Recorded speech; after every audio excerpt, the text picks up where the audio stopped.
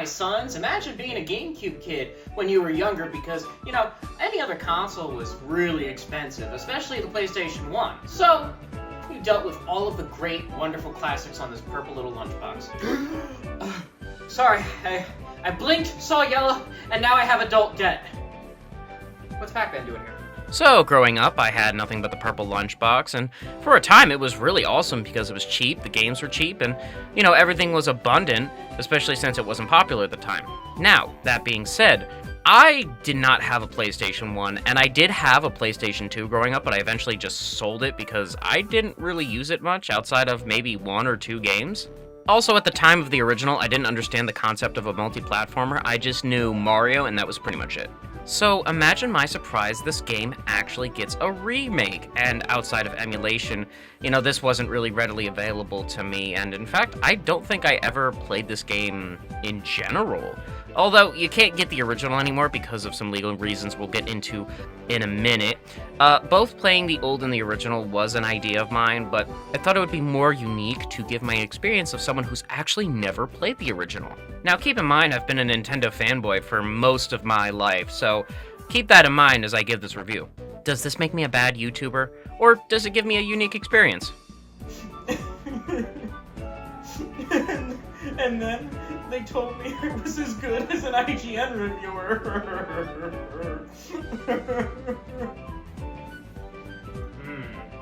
So tell me, how did that make you feel? It was terrible. I at least played the game for more than 20 minutes. I see. And you aren't paid for your opinion yet, right? So the story is largely the same, the exception is just a few altered cutscenes. It's not really that big of a deal making this game a retelling, so I'll briefly mention them, but don't expect anything more than just pulling cutscenes off YouTube. Basically, it's Pac-Man's birthday, and his family is throwing him a little surprise party, which ironically enough as well, the original Pac-Man World marked the 20th anniversary of Pac-Man, and then the follow-up Pacmanworldrepac was supposed to mark the 20th anniversary of that game. But anyway, since they're throwing him a surprise party, of course something bad has to happen. His family is getting things ready, decorations, putting them up, and all of a sudden, his kids, his dog, the Professor Pac, Puka, and Miss Pac... Hold on 1 second. Who the heck is that? Yeah, and you thought my education in the gaming industry, or towards the gaming industry, was the only thing I hated. No, I actually hate a lot more things about the industry. One of the things being, unfortunately, the corporateness of it. Games aren't exactly art anymore so much as they are a way to siphon money out of the people, or in this case, rewrite history. Because Namco Bandai has the rights to use Ms. Pac-Man if they so choose, but they have to pay AtGames a royalty, and where did AtGames, of all things, get the licensing to Ms. Pac-Man? Well, it's very simple. They actually got it from Midway Games, people who co-created Ms. Pac-Man in the first place, and it's such a weird history. There's a video that greatly explains it down below. I just can't believe that this actually happened. We need more video game preservation laws. I'm sorry. I'm so sorry. This is a legacy IP that just... gone the wind. Speaking of preservation, the cut differences between the old and the new in the beginning of the story kind of just boil down to, do you actually see the ghosts and what do they actually do?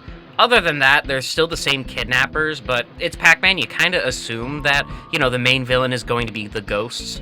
But the results are the same. There's a fake Pac-Man who's giving a birthday party in Pac-World, and Pac-Man seems pretty jealous that he didn't get invited to his own birthday party. So the funny thing is, Pac-Man is probably the only video game character from the 80s and 90s to really benefit from his minimalism, seeing as he had free reign on how to be a 3D platformer.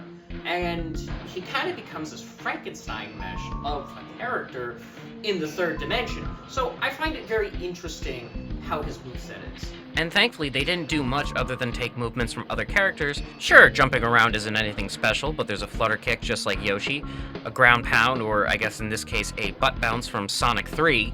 Yes, I said Sonic 3 because Sonic Adventure 2 came out afterwards.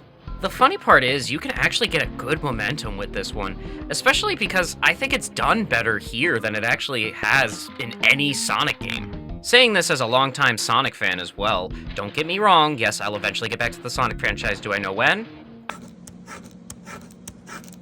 Yeah, I really do think the butt bounce is really amazing, considering this is better than anything Sonic's ever done with the move.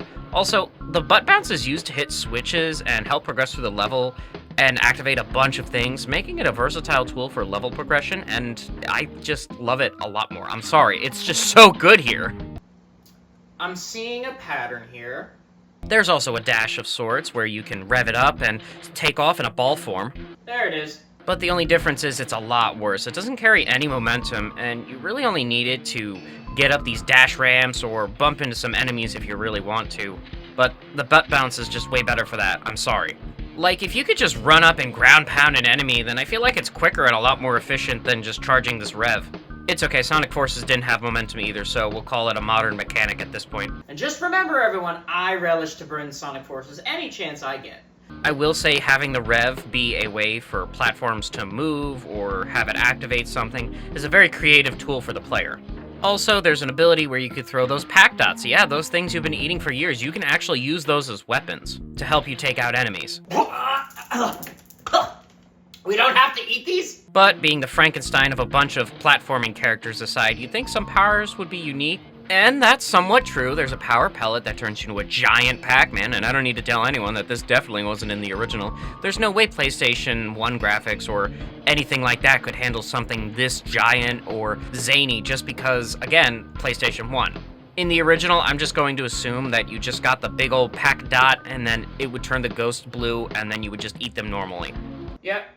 Wikipedia was right. I kind of wish this was an option, as it is a bit clunky and chonky. But it's still fun. I know it's a minor inconvenience, but I'd still like the option. It's really fun to mow down everything in your path, though, as this giant Pac-Man, kind of like that Pixel movie.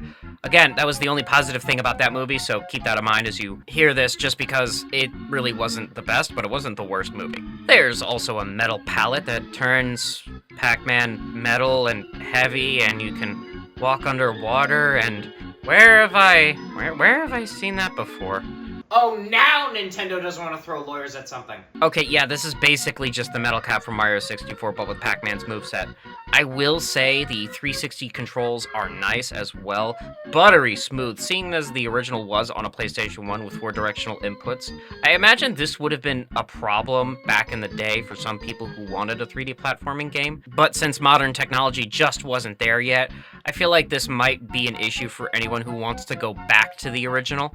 On the flip side, since they didn't have the refined controls back then, it's nice to see that people can come in with a fresh new coat of paint and not have their experience hindered by any kind of problems by the times. So everyone knows in Pac-Man you collect fruit for a higher score. Well, it turns out they actually do the same thing here. You get fruit to attain a high score, but they also act as keys, opening doors for collectibles, and each of the fruit you get correlates with a door specific to that fruit. And don't get me wrong, the system of fruit is still here, giving you the high score, but I think it's definitely put on the back burner except for one small thing. But that small thing aside, what else is behind these closed doors? Well, there's the letters of Pac-Man, which is basically straight out of the Donkey Kong game franchise. But instead of spelling Kong, you spell Pac-Man. Get all the letters and this will direct you to a bonus stage, which is just collect all of the things in the room, get more lives, and I don't think I've ever even gotten a game over in this, seeing as you get a copious amount of lives in this game, which doesn't really help when it comes to skill or anything like that.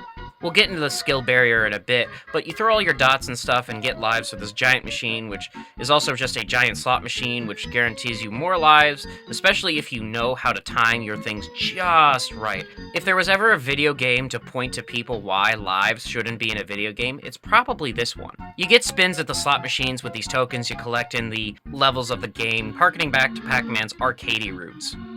Man, those were simple times. But with all those lives from the slot machine, you only do it for some kind of trophy that is really towards the end, and I mean, okay, it's fine. Most of the trophies in this game are pretty easy though, considering my initial playthrough of this was 15 hours, and collecting footage for the review didn't take much longer thereafter.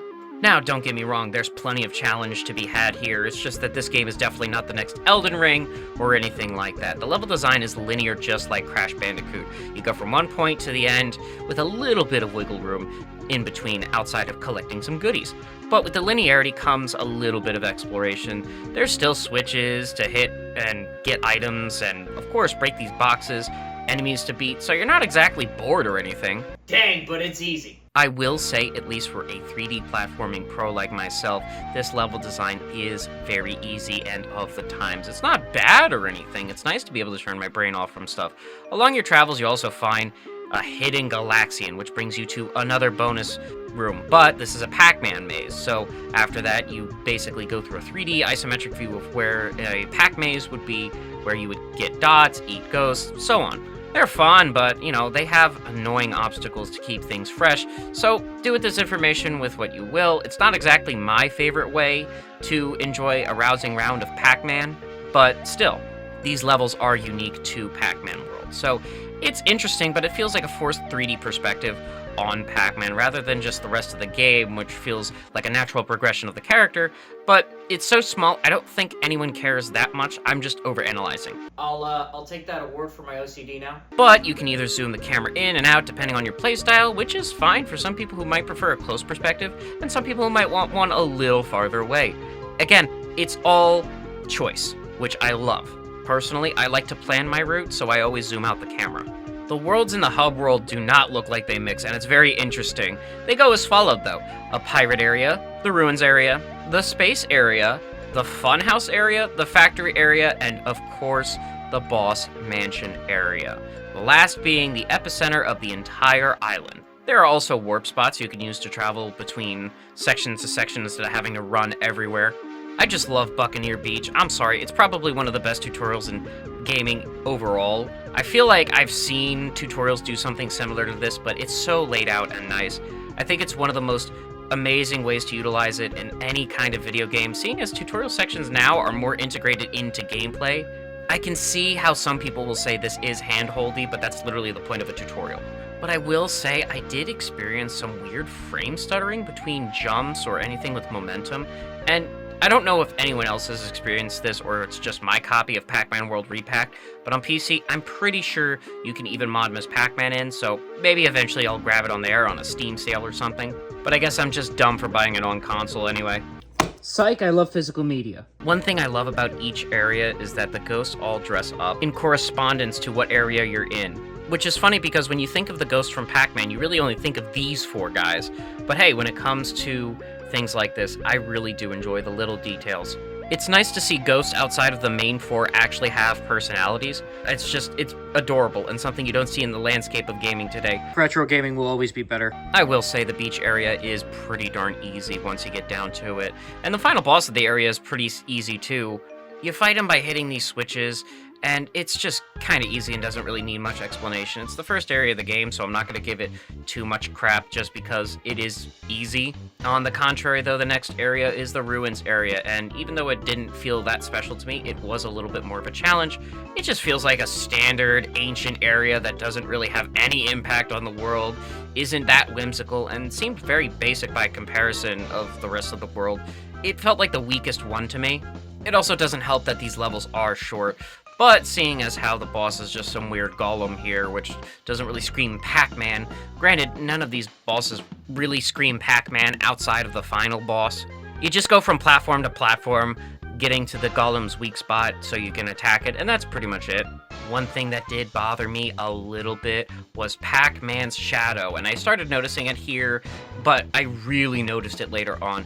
And in other games, you can definitely notice a lot more when it comes to the shadows and such. See, in some games, some characters have a shadow, which is kind of like an outline to indicate to the player where they're going to land. It's a visual cue to the player that, okay, yeah, I'm gonna land here. My game even actually had that, and has that inclusion of the 3D platforming mechanic that we all know and love. So my professor never actually told me about that, or even kind of hinted towards that. I had to figure that out on my own through playtesting. This is just a minor inconvenience that I'm pretty sure someone could fix if they modded it to a PC. But that aside, I Again, this game only took me 15 hours. It's not that bad. It's not that deep, I promise. Unless you want Miss Pac-Man modded into the game, which someone please make that mod. I don't know if there's mod support for this, but please let me know down below. My gripes over the corporate state of video games aside, the next world is the space area. Everyone loves a little bit of space.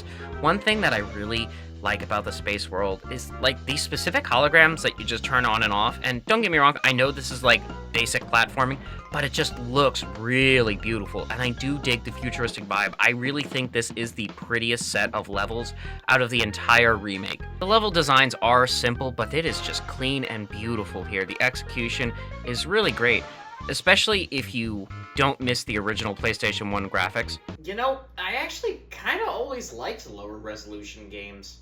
Another thing I noticed was that the music sounded very old and not remade at all, which is either a testament to the original composition or laziness on Namco's part, because it literally is just the same soundtrack from the PlayStation 1. It almost sounds like someone just decided to burn it off the disc.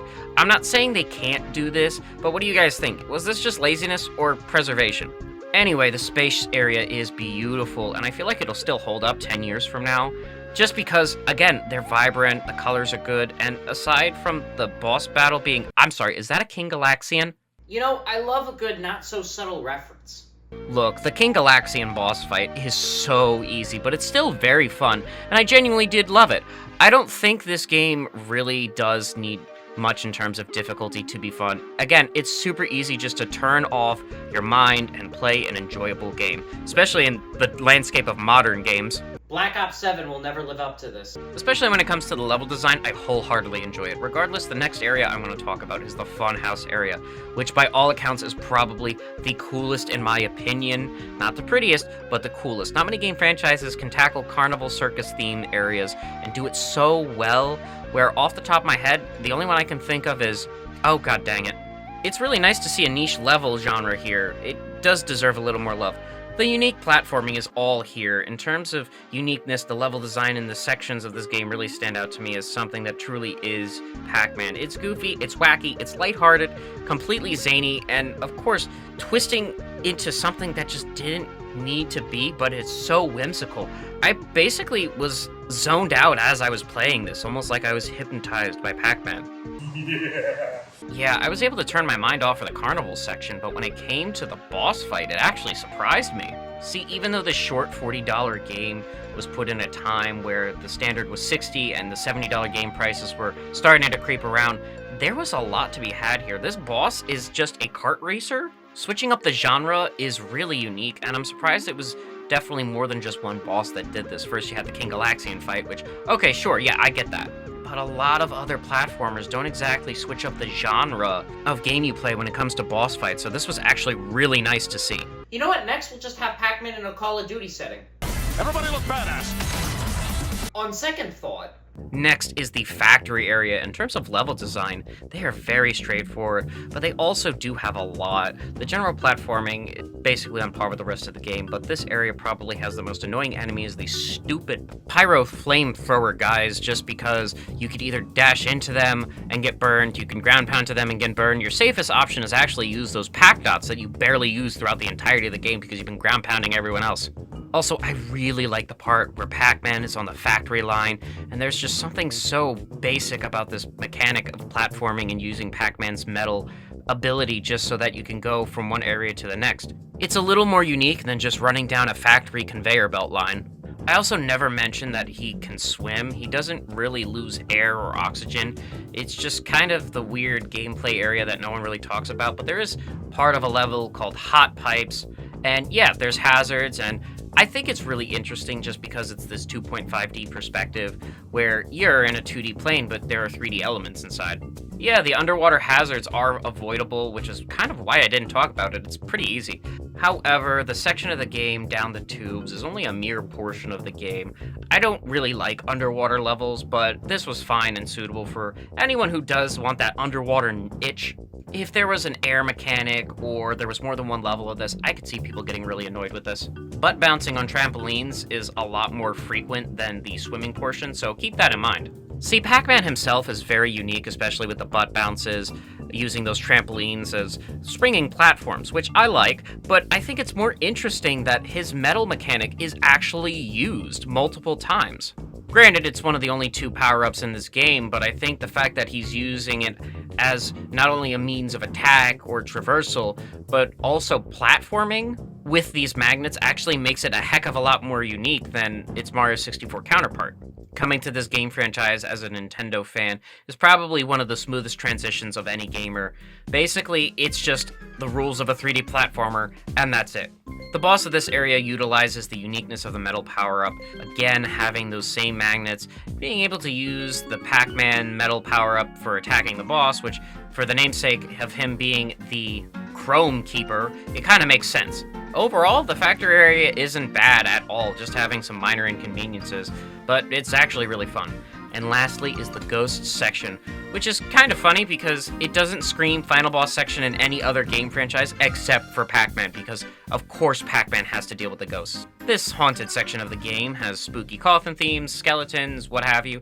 In terms of platforming, it's the trickiest not because of how they place the platforms, it's just the depth perception. I really can't see my shadow or anything else like that. This is where I started to die a lot more, and again, I had enough lives to compensate, but still, this seemed like a small but big oversight on the developers. I don't think I'm the only one to experience this, but I did die a few times, and enough to not make me rage quit, but it did make me feel like it wasn't my fault that I died here. Now, lastly, is your counterpart. That's right, Tuckman. Ironically enough, in the original, he looks nothing like Pac-Man, but in the remake, he does actually resemble him a lot more, having this weird jetpack. Again, giving him the Saturday morning cartoon vibes. I really enjoyed this. Speaking of which, he also makes an appearance before every single boss fight just to remind you that he's there, and even though the game's pretty short, I guess the budget went to this instead of remaking the music. This wasn't in the original, but I will say it's a nice touch that would make people want to come to the remake, just because it's very unique and it does keep the story fresh and engaging. But the boss battle was fairly simple, though I will say having a grand stage like this is kind of epic, seeing as Pac-Man, when it comes to games, people only really know him for his 80s-like look, or this Pac-Man look, which he should definitely stay 500 feet away from a school. After you beat him, it's revealed to be a ghost who just wanted to celebrate as much as everyone else did. And now the kicker is, do you remember those family members you were supposed to save in the beginning of the game? Well, if you get the keys and save them all, you will get one of 2 endings. If you didn't, you will get the other ending. So if you didn't get them all, you will just eat him and be kind of a jerk, and the alternative ending for this just shows Pac-Man showing some sort of empathy towards the ghost. And this poor lonely little critter, it's honestly really wholesome, and I like seeing that he didn't get this kind of empathy in the original, so they really corrected it here, giving players the choice of what hero they want to be. Look, I know there's no truly legal way to play the original game, but I kind of want to experience it now after playing this. So if you guys want me to play the original, let me know. But as someone who is able to play this on their own merit without fully playing the original outside of downloading original cutscenes on YouTube to talk about the comparison, I really think that this game should have been inside the remake, and I know they can't for the obvious legal reasons. I hear this game franchise fell off after the 3rd one for some obvious reasons, but that's not for me to say just yet. We still have some things to talk about, so here are a few more things we have to cover. If you get enough points, that's right, I said points, this is a Pac-Man game after all. Sorry, who are we talking about again? You can get a key that opens any door, anytime, and it doesn't really matter, so it's a really nice little reward for people who have gotten enough points.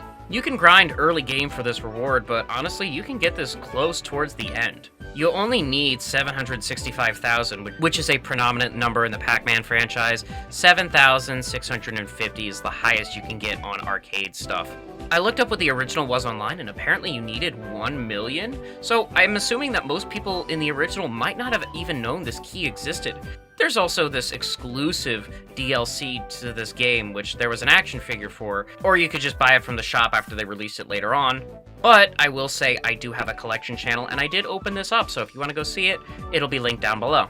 I will say the alternate skin is pretty darn cool. I don't feel like it oversteps the bounds of a remake and just adds something unique. So it's not like they added a completely different character and some weird anniversary crossover to tie in with another game. I don't know, I just feel like that would, completely take away from the whole remake aspect of it. You know what? On second thought... There's also a music box, which is kind of weird in a sense, and I feel like there should have been just a way to unlock this in the main game. Yeah, because there's a stupid $3 charge. Also, once you beat the game, you do unlock the original Pac-Man cabinet, which of course you do. I will say it's a little cumbersome on PlayStation. If you are using the control stick, you can use the D-pad, but I don't know, give me one of these and I think I'll be fine. Well, my sons, that is another episode done, and your health tip today is just eat some fruit, or in this case, drink some fruit. Pomegranate juice has been shown to increase GLP-1, which is the main component in, weight loss.